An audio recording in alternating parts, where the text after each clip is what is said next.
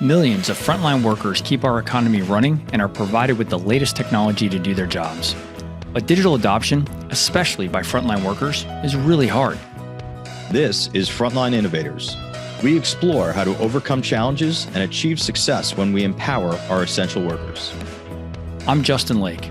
And I'm Gene Signorini. Together, we speak with experts who are leading the way and driving digital transformation to the front line.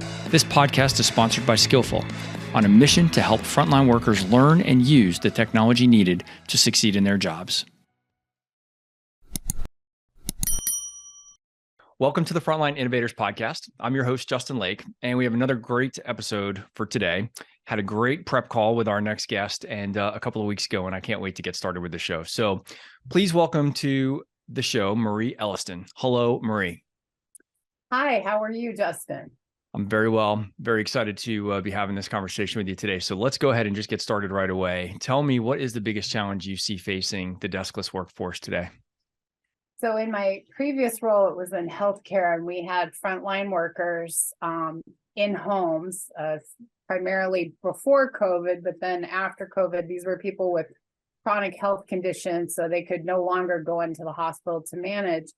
So we were delivering medical devices to the patients, and unfortunately, most of these frontline workers were not skilled. Most of them were just your basic caregivers who did their normal day-to-day activities. And so we were having to go in and help train them to use these medical devices to help the patient, to help us do troubleshooting in case the information wasn't getting uploaded to their doctors correctly. So just like something as simple as Wi-Fi was a challenge, because a lot of these people are skilled caregivers, but they're not technicians. And so going to provide support to them one-on-one, virtually, over the phone, they're holding their phone in one hand, trying to adjust this device and make it work. And so it was really frustrating for them because they felt like they should have all these answers. And then they were worried that the patients wouldn't adopt the wearables because they felt like the wearables were too difficult. And then now in my current role, I've switched over to manufacturing. And so we're out in rural areas and mills. And so it's a combination of time because we've got to keep the machines running, but we've also got new technology and new innovation that we're doing. Also, we have new sustainability requirements that we're trying to keep them upskilled on. So it's the amount of information that's coming at them. And so I think it's a combo of time, the amount of information, and then like troubleshooting ability, I think are probably the three main frustrations that I'm hearing from most of my learners. So I asked you for a single biggest challenge and you gave us three right out of the gate. I mean, you're breaking the rules, but okay. But that is really fascinating. And in fact, you're reminding me of something that I read earlier this week, which is that we have this, we hear a lot about AI and automation and a lot of the new technologies that are coming and how they are really designed to make the lives of humans a lot easier. Somebody made the point in something I read that is those tools are often taking the easiest, most repetitive tasks away from the humans. But what it's leaving left for the humans to do is actually some of the more complicated troubleshooting things where automation and AI can't fix it because it's not predictable and regular enough. And as I think about that lined up with what you just described, just the amount of information, the time constraints that they have, the complexity of some of this technology that they're probably just not adequately trained on.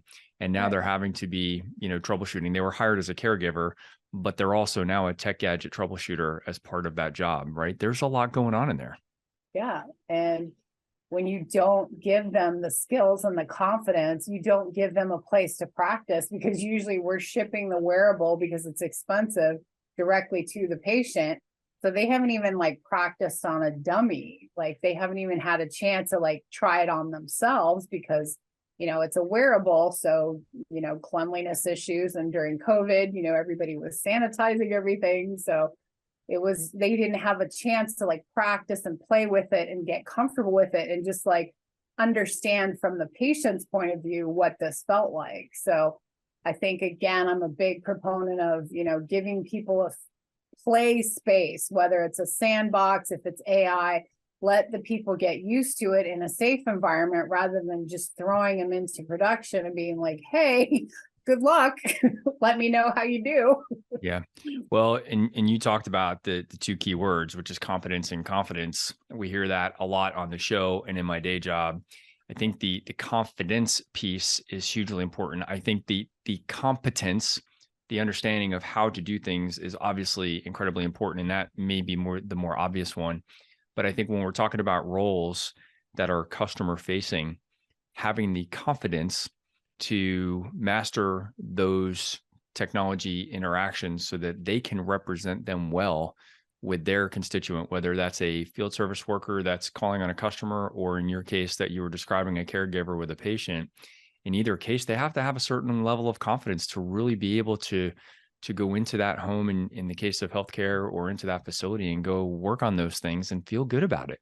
And what we've seen is countless situations when they lack that confidence, they end up ignoring or avoiding the work that needs to get done.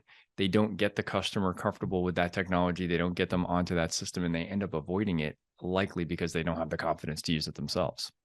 Yeah, and they're supposed to be the expert. They're supposed to be the one teaching and demonstrating, but they're not comfortable with it themselves. So nobody wants to be put in that position where they already feel like they're set up to fail.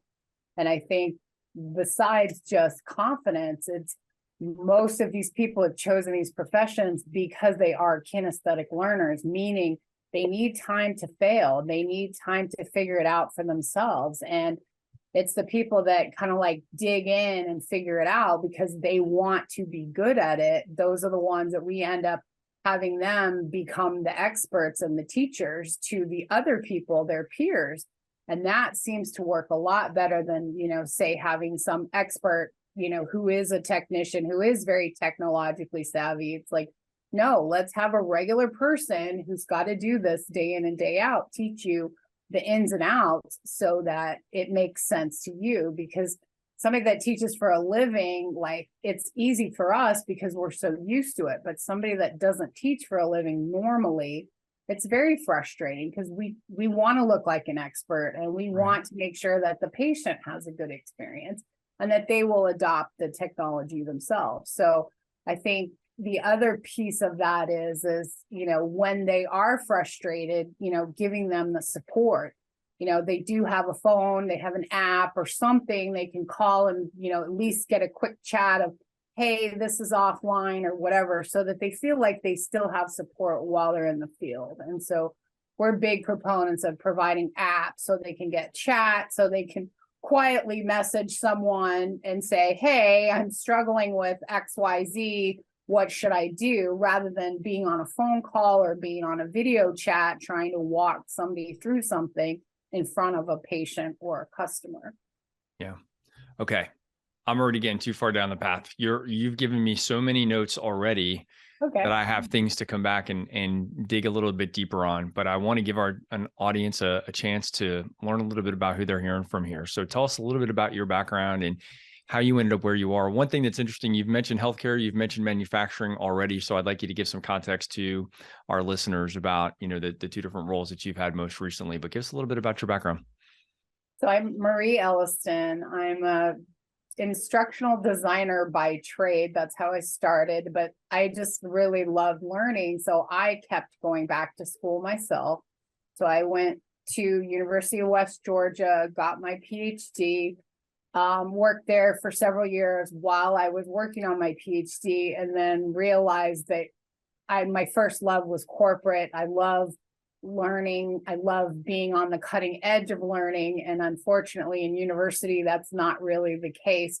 So I went to healthcare, Elevance Health and Ingenio Pharmacy, which is formerly Anthem Blue Cross Blue Shield. So we were training doctors, nurses, and then in the field, caregivers. Specifically during COVID, we were doing everything remotely, so that doctors were getting the information they needed on the fly. And so that's where technology and AI really kind of came in. And then after COVID was over, we all kind of just decided we needed a break, and I just needed something new. So I switched completely over to manufacturing. And so now I work for WestRock, and I'm the commercial learning and development lead, and I work with an amazing team of people who are innovators and sustainers and trying to keep our plants and our trees alive and sustainable. And so I love that mission. And so that's why I chose to move. I think your company, WestRock, may be one that's around all of us all the time, but we don't know you by name. Can you just tell our audience a little bit more about what you guys do, just to satisfy the curiosity? So WestRock is a conglomeration of many companies. So we're now pretty much global. We do global paper, which is like the raw materials supplies. We do corrugated, so any boxes. So our famous thing is Amazon and pizza boxes. If you flip your box over, sometimes you'll see a seal at the bottom of the box, and some of the customers allow us to say WestRock, some of the customers don't. And then we also do like pharmaceutical packaging, medical packaging for Amazon, like pill pack. We also do like high-end beauty and food and beverage. So we're very diverse. So amazing. Chances are you've touched a WestRock package at some point. You just probably didn't know. It's one of my favorite things about my work and now the podcast is just hearing about companies around just behind the scenes of the global economy and all the things that we just take for granted as we are consuming things in our world and all of the companies that it takes to make all that happen. So it's fascinating to hear a little bit about that. There's something else I'm curious about, and this isn't necessarily topics typical for the podcast, but I came away from our prep call with the same question, and I realized maybe I just don't understand the healthcare insurance business. You were at Anthem Blue Cross Blue Shield. I'm very aware of the Blue Cross Blue Shield system. I've been a customer at times, but I was surprised to hear that the insurance company would be doing training for doctors and nurses. What was the role there? Because to me, it didn't seem like, I didn't think that those employees would work for Blue Cross Blue Shield, but maybe you had a role in educating them still, obviously. I'm just curious about how that worked.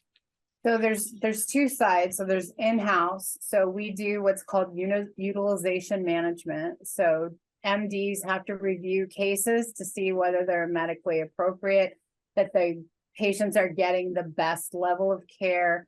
And they have a team that they coordinate with to make sure that their care is comprehensive and make sure that they get whatever the best in class level of care is.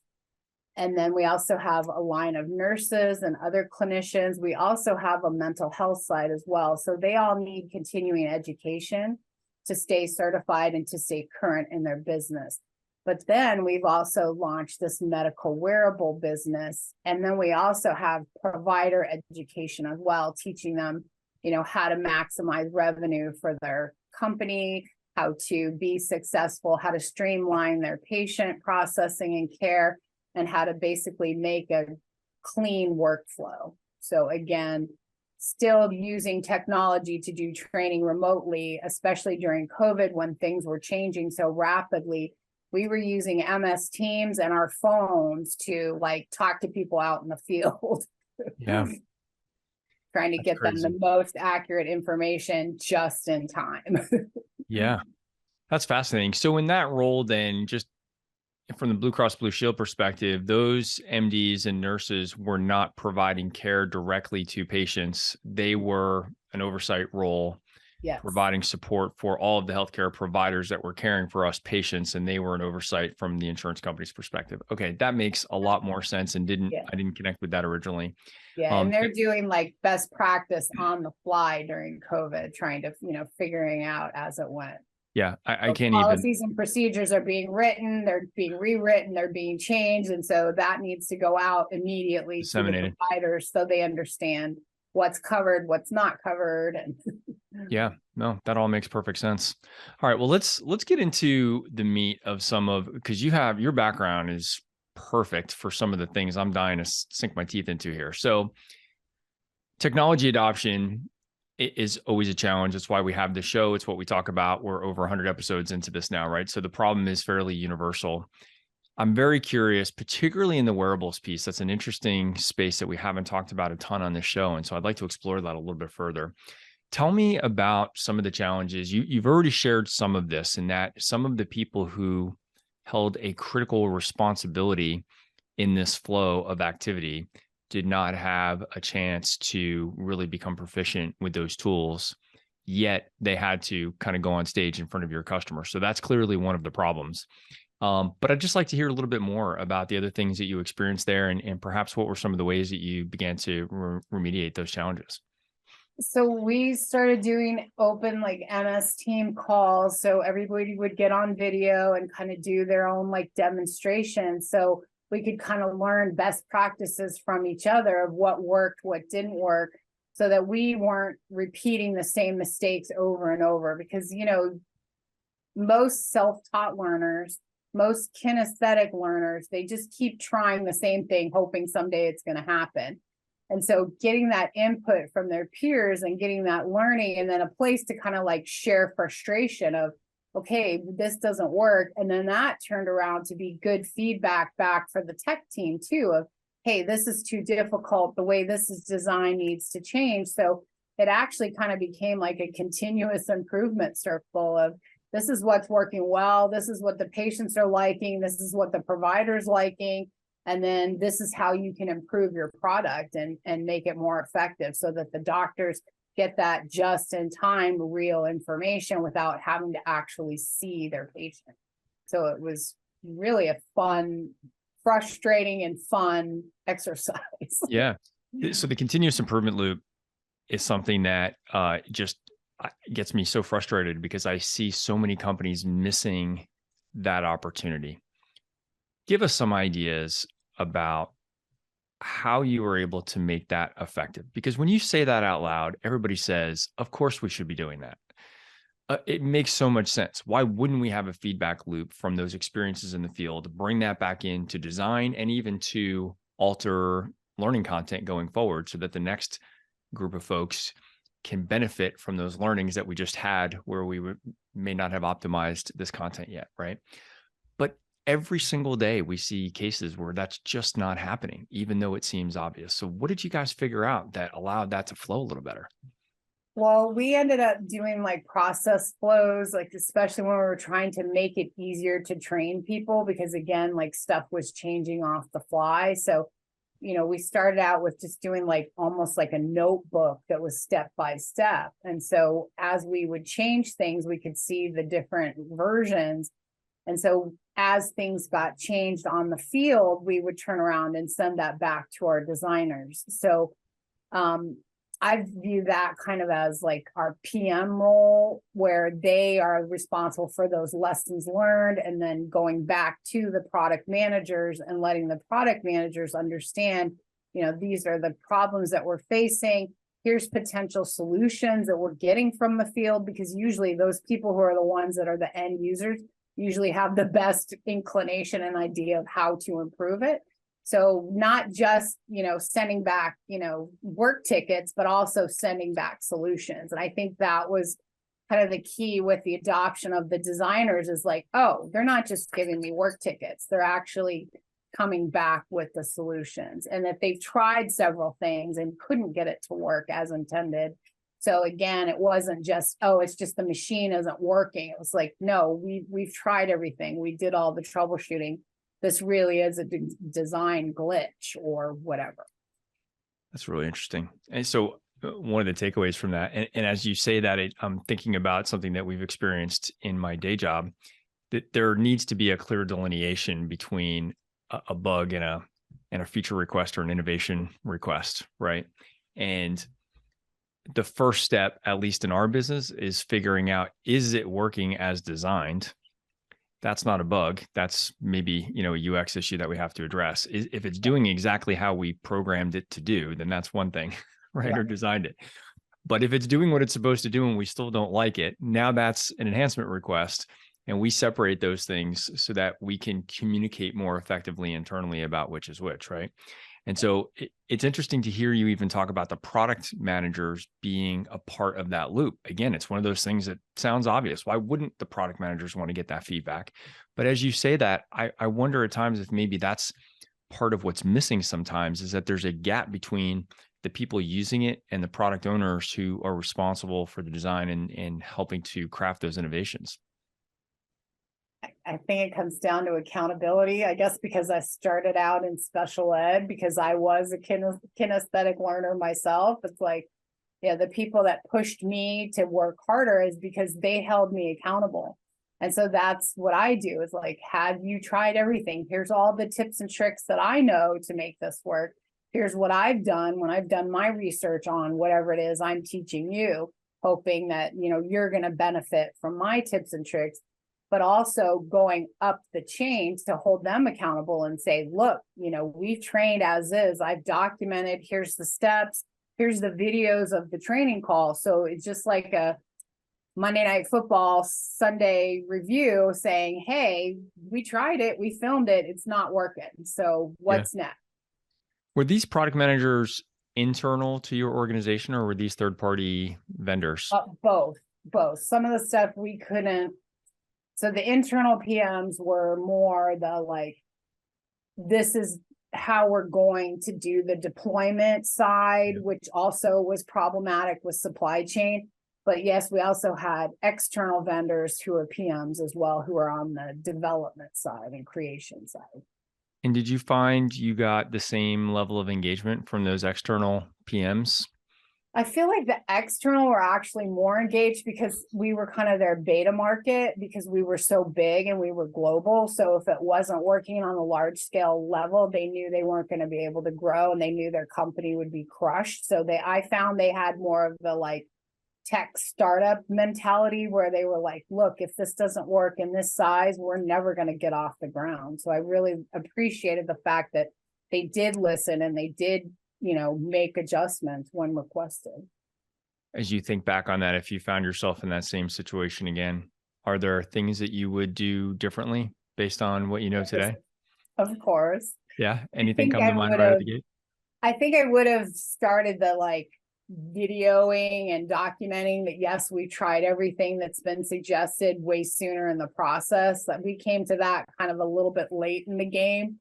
Whereas I just kept like, this is supposed to work. Just do it. Just do it. And I think now I've kind of come back and said, no, let's really listen first and then figure out where the issue is. And I'm a big process map person. So kind of like looking at the chains of where the breakdowns are, is it patient caregiver? Is it patient device? Is it caregiver device? So really pinpointing where the issues are and assigning that. So again, is it more training? Is it retraining? Or is it literally going back to the PMs? So I think getting better at that diagnosis and that accountability web, because it does get muddy. And I assume you were taking those videos and sharing them with the product managers. I think you mentioned that earlier, right? So that was, it wasn't just you coming back verbally and saying, hey, I think that people are struggling because of these two things. And it kind of becomes vague, anecdotal, rather than come and say, no, watch this video, watch how this user was clicking here when they should have been clicking there. And then the app would do this thing that they weren't expecting. Right. That's interesting. Were there any special tools that you were using in that process other than just like screen grabbing tools and stuff? Or doing it with our phones. Yeah. Most of our caregivers didn't really have technology. They had their own personal cell phone half the time. They didn't even have a work cell phone. So it was really just, record the patient as they're doing it, upload that to me, and then I'll get it, edited and documented and then show where the glitches are. And then, so there was like that troubleshooting piece we took care of. It was just go out, shoot the video, and then we'll do the rest kind of partnership. Because again, I didn't want to put more work on the overburdened caregivers. I just wanted an easy way to show what their frustration was and get that documented first person so that they really felt like we were doing something about it. Yeah. So we've interviewed probably something around the neighborhood of 50 organizational change management professionals on this podcast. So that collective group is sitting on my shoulder right now, listening to this, and they may even actually be listening to the podcast. And they're saying, hey, that's great that we're making all these changes now as a result of the feedback loop. But what about the other side of that feedback loop that says, okay, how do we now inform the folks in the field that, okay, we heard you, and as a result, we made these changes, and this is how it's going to impact you. Tell me about that side of the feedback mechanism. Yeah, so that's where I come in. I'm the cheerleader, communication gal. That's me. Like when you hear from me, it's because I have big news.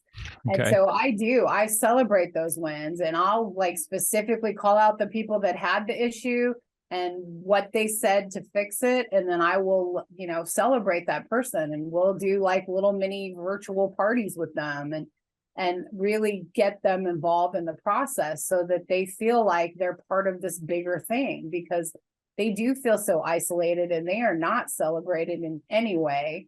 They have probably one of the toughest jobs. And so really making them feel heard and understood, and that they had a direct contribution in what this company is going to provide to their patients. And then also kind of sharing the why of why this is so important for healthcare and why this is going to help these long-term chronic patients have a much better quality of life and hopefully need less caregiving. Yeah. No, that's really great. Were there any times when changes that were requested by a bunch of folks, you just couldn't make them happen because maybe they just weren't really great ideas at a Or big picture level? financial. Or They were great financial? ideas. They were just way too expensive to make those modifications. Even a better example. So what happened in those cases? Because I always feel like that's an awkward part of the feedback cycle that we don't always talk about. Sometimes, like, be careful what you ask for. You might get some feedback that you now can't deal with. So how do you deal with that? Well, and I'm really honest, and I'll say, this was just way too expensive. It's a great idea, and we're going to work towards that in a future iteration, but we have a lot more R&D we've got to get through. We've got to struggle through what we have and make it work until we can get to that place. So I think it's just being really open and honest and transparent, and just being very clear that, we are doing everything we physically and financially can do.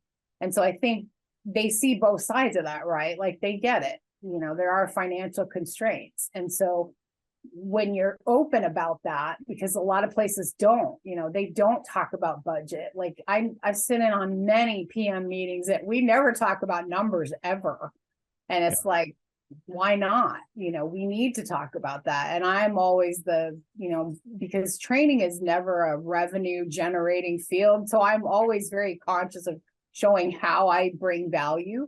And so, with those ideas, I'll say these are the ones that brought value, and this is what it did for the company, and this is how much it earned. And then if we were to make these changes, it would cost this, and that would financially bankrupt the company. And so I'm very fair, I'm very impartial, but I played both sides of the field. And I think people trust that because they know if I can do something, I will move mountains to do it. And if I can't, I will be honest and I will tell you why I can't. Yeah. I think the consumerization of technology in a lot of ways, I think sometimes has made that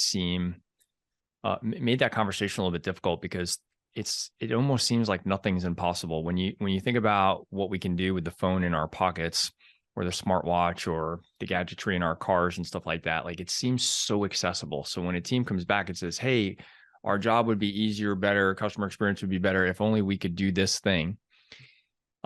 Yes, it's not that it's not technically possible. Of course it is, but just something as simple to a user as adding a button or getting a new report or something like that seems trivial, often isn't at all trivial to actually go execute on that, right? In an enterprise context. And I know that can be very frustrating. It's frustrating for me, and I understand a good part of how things work behind the scenes, or at least enough. And it's still frustrating for me. I still want to just be able to add that button or that new report, right? So it's really fascinating to explain to folks that aren't in the day-to-day grind. Yes, it's a good idea. Yes, it would make sense. No, we can't do it. Yeah. But here's why. Right. Yeah. No, that makes sense. That's really good. Tell me about the healthcare piece. I feel like I have this massive blind spot in healthcare.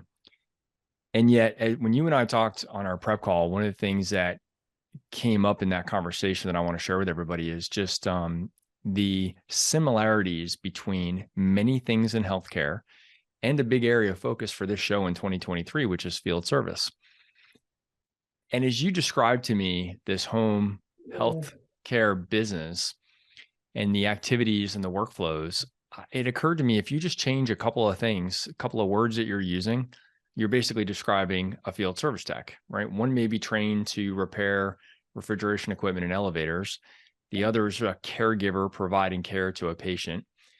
But from a learning standpoint, from a technology standpoint, there are probably more similarities than differences between those roles. And I was really fascinated by that. So the one thing that I think is very obvious to me, because I've probably spent more time in the field service realm in that traditional sense, is like the impact of things not working well in the field. I understand what it means when a field service tech can't find the right part number in his or her software, or can't find the information about their warranty that they're working on for the customer, stuff like that. So I understand all those impacts. I'm not as clear on that on the healthcare front.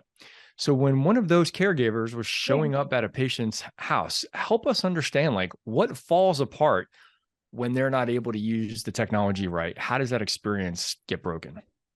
So the patient ultimately does not get the care that they need, right? If they don't have the right supplies, if the right type of wearable wasn't sent, if there's any kind of like patient allergy that they have, latex or you name it, if there's anything that's unclear to the patient in terms of instructions, and a lot of the patients have like cognitive or communication issues themselves. A lot of them have mental health issues because they're so isolated. And so when you're trying to like do the triage part of your job to try to figure out how to make this person feel better, you kind of take that on. And so it's very hard for you to not be able to deliver something that this person really needs that could ultimately improve their quality of life. Just like a technician, when my cable goes out and my computer goes down, I throw a temper tantrum because I can't do anything about it, but I'm dead in the water if I don't have my Wi-Fi. Yep. So they have that same level of frustration. So using technology, as I always say, is great when it's working, but what do we do when it's not working? And so trying to give them workarounds and giving them other skills of ways they can do that care without relying 100% on the technology. Yeah, you talked about that actually early when we first opened up the conversation. You talked about when they are frustrated, when they get in a bind, how do they get support? What are some of the solutions that you've put in place for that? Like, I mean, is it just having the app? So they get chat, they get 24/7 customer service. We have people in the Philippines and India. So even if it's an overnight care situation, we have people on staff so they can at least kind of walk them through the basics. And then if it's something really big, then it'll get escalated up. And so somebody in the US will be woken up. But, in some cases, this is just a minor thing that they just misunderstood. And so usually they can take care of it at that kind of tier 1 level. And probably, 20% of the time it really is a true issue where it's going to be a life quality issue. And so you really need to get that result to that person immediately. So, and then in some cases we have to have another technician go out and, do the work in the field for the caregiver. And that's our like worst case scenario. Yeah. It's interesting though, when you said something, the words came out of your mouth very simply, an allergy to latex, right? If that information isn't shared, if I'm a field tech and I bring the wrong parts kit to fix a piece of refrigeration equipment, not the end of the world, right? Nobody gets sick as a result of that. In this case, if there are circumstances that I don't address because we had a gap in the information flow, like there's a bigger impact. It's just a real human impact. I think the similarities are more than the differences in this case, because, technically we are just parts and our parts are wearing out. Yeah. We have a diabetic pump because our pancreas is worn out. And so now we're trying to make do with this artificial pancreas now. Yep. So getting people to understand, how to make those modifications and do this life adjustment that they need to do. They can't do the things they used to do all the time. And so getting them to figure out those workarounds, and especially teaching them how to be creative in the way they come up with problem solving. And I think that's probably what we teach the most, is that critical diagnosis and thinking, so that they can kind of rule things out and rule things in. It's fascinating. I don't know that I've ever shared this on the show before, but it's kind of relevant to what we're talking about right now. But my son is a type 1 diabetic. He was diagnosed back in 2016. And so, as a pretty tech savvy family, We were pretty early adopters of Dexcom glucose monitors and Omnipod pumps.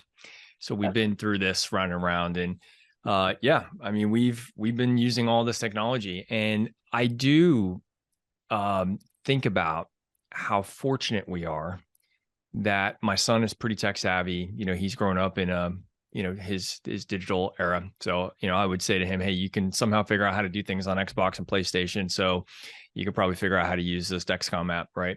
Yep. And, you know, as that's, you know, part of his caregiving family, we would be able to quickly identify and resolve issues. And it wasn't a big stressor for us. It was still a stressor. My son had diabetes, right? It sucked and we had to deal with that. But I felt very fortunate that the technology was available and that we were in a pretty good position to figure out how to make that stuff work.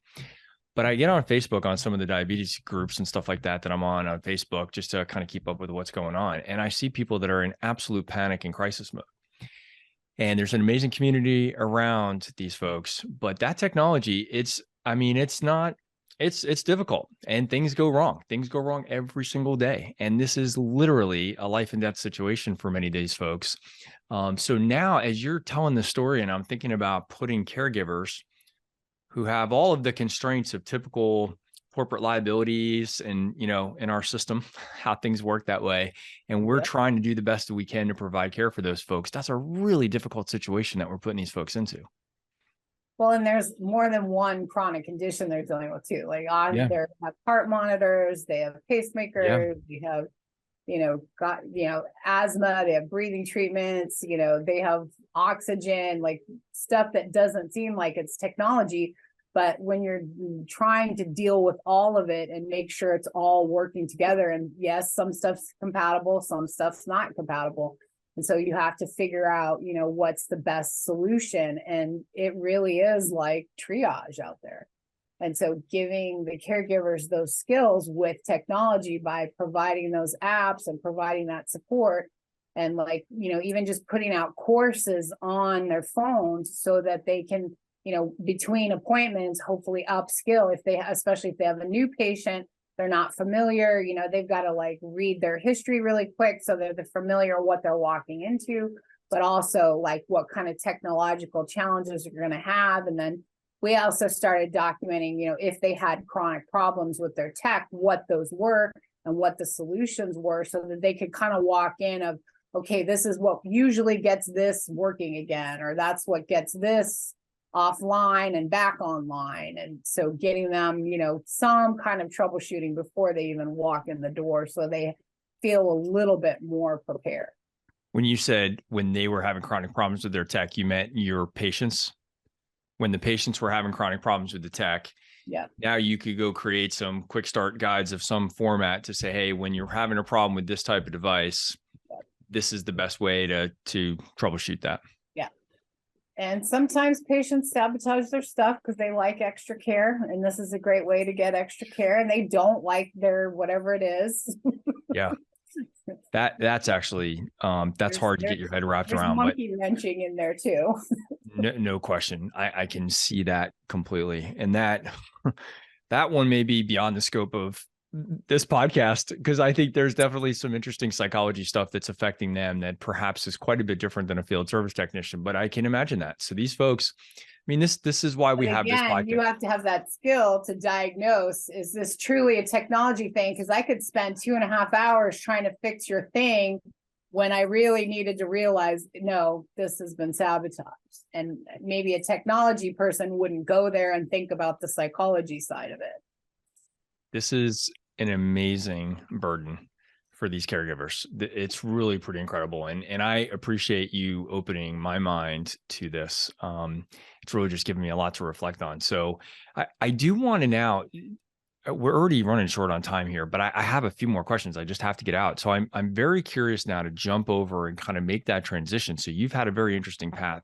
And I know you've only been in the new role for a little while here, and so you may not have a ton of experiences to share, but maybe we could just focus on what are some of the early observations that you've made in your new organization and role that are different between healthcare and some of these processes that might look very similar and field service? What are some of the things that have kind of jumped out to you? So now we're like in a very large, like mill environment. And so it's usually in very rural areas. It's usually people who, maybe have high school, most probably don't. So education and learning is not really something they want to do. A lot of them don't have home computers. A lot of them really just use their phones to call and take pictures. And so getting people comfortable with this machinery, but then having to go offline and go learn about it is different, because they can't go in and play with a multi-million-dollar machine. They've got to know what they're doing before they get there. So we're doing a lot of like simulations with them so that they can get practice online, similar to a video game. So they see how the machine runs, they see what to do if there's an issue with the machine. So we don't just show happy path, but we also show the issue path, so they kind of know, okay, this is how the machine should operate. This is what a healthy operator does. But then when you have issues, these are how you go in and take care of those issues. So to me, there's a lot of crossover. And so I feel like, again, giving them a place where they can practice safely, the simulations are a great place to do that. Well, everything you're saying about that is near and dear to my heart because of my day job. So I feel very well connected to you on that. One thing that you said, and I'm curious, you said that many of these folks don't have home computers, and I'm sure computers in the traditional sense, that's probably true. Yeah. But I want to kind of challenge a little bit the technical savviness of the average person, even in maybe rural parts of America, where we still see now a high use of gaming systems and tablets and smartphones and stuff like that. So they may not have the latest and greatest Mac and may not be computer savvy in the traditional sense, but they are interacting with technology most likely. Yeah. Do you agree with that, first of all? I mean, is that what you're witnessing from the folks that your constituents inside your organization? I'm going to sound very age biased, and that's not my intent, but like a lot of our workers didn't grow up in the video game era. So a lot of them are not comfortable with that, but are newer people in the workforce. But I would say, yes, that's definitely true, but they may not consider that technology because that's just a way of life for them. Yes. Whereas you and I, we would consider that. And then I think, even though with their phones, they realize they could do a lot more with them, but they don't. And I think that's where I'm making the distinction, is they have a computer in their hand. They're just not using it that way. And you did a better job of actually making my point that I was trying to lead to than I did in my question, which is they probably have more exposure to technology than they themselves give credit to. And I wonder if there's an opportunity for all of us who are trying to lead them down a path of success and build their competence and confidence in the use of the enterprise technology, if we can help to bridge that gap a little bit by saying, guys, this isn't as far off as you think it is. I know it seems like rocket science compared to what you're doing over here, but there are 2.6 billion people on Facebook, right? Most likely those people are on Facebook. So how are they getting onto Facebook? How are they finding out how to post in groups? Now, I will admit, nobody seems to know how to search in a group. What's that?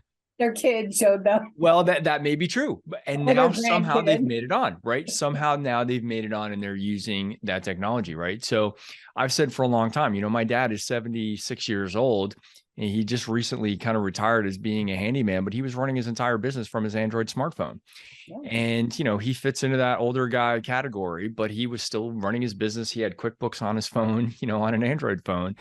So I just want to make sure for all of us, I'm not accusing you of doing this, but I want to make sure none of us, myself included, are letting that be an excuse rather than look for opportunities where we can say, this isn't as different as it may feel to you. And that is part of our job, is to help them recognize that the gap is probably narrower than they feel with their anxiety and that knot in their chest.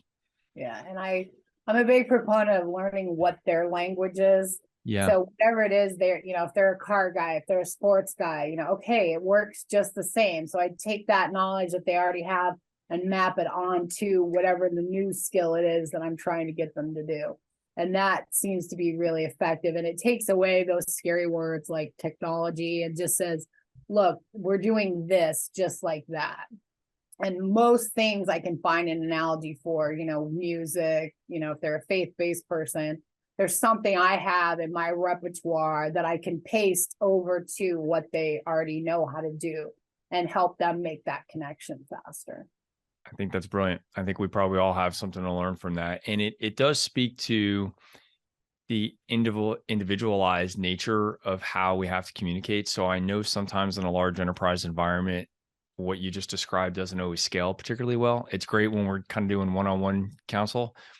It doesn't necessarily scale as well, Nope. but I'm sure that there are opportunities where we can look for ways to take those examples and then turn them into communications that would apply to more than just one person, right, inside the organization. Well, I'm big on the interactive, right? So they can choose a path. So if they're more of a sports person, or if they're a car guy or whatever, they can kind of go down that path, and I can build out that language for them. So it can be scalable, because it's probably 10 different analogies that I could use, so they can pick one of the 10 analogies. So we can build those modules out the exact same way. That's awesome. Well, I feel like we could have had 2 podcast episodes, one to talk about your past in the healthcare space, because I really, really do find that fascinating and would love to continue to explore it more. And then another in your field service role. I'm glad we got to straddle a little bit today and cover a little bit of both fronts. And I very much look forward to staying in touch with you. Thank you so much. I really enjoyed it. Excellent. Well, we do need to wrap it up. And so to our audience, I hope you found this conversation as enjoyable as I have. I'd like to thank Marie for coming on to the show today. This is a great conversation. With that in mind, we welcome your ideas for future themes or topics that we can discuss on the show. So to our audience, please feel free to leave a comment on the Frontline Innovators LinkedIn page with any thoughts about other topics or other guests that you may have. Friendly reminder that this podcast is sponsored by Skillful, the only end-to-end systems training platform that's optimized for frontline operations. You can learn more about how you can solve your frontline systems training challenges during Skillful's next webinar, which we publish on our website. So stay tuned to the Skillful newsletter, and we'll communicate all of the upcoming webinars there. Thank you again for your time today, Marie, and we're going to sign out. Thank you.